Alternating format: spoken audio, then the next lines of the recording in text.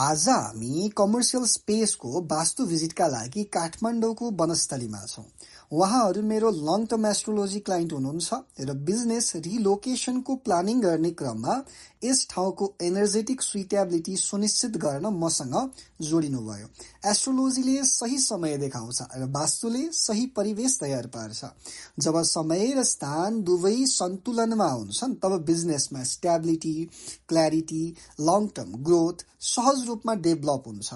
यस भिजिटको क्रममा मैले entrance direction, cash flow area, work space layout, storage र ओभरअल एनर्जी मुभमेन्ट डिटेलमा इभ्यालुएट गरे।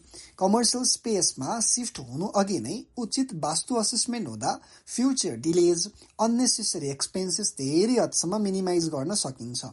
उचित वास्तु मिलेको अवस्थामा डिसिजन मेकिङ अझ कन्फिडेन्ट र इफेक्टिभ हुन्छ। यदि तपाईँ पनि नयाँ अफिस, सप वा बिजनेस स्पेस शिफ्ट गर्ने तयारीमा हुनुहुन्छ भने वास्तु असेसमेन्ट फर्स्ट स्टेपको रूपमा कन्सिडर गर्नुहोला। धन्यवाद।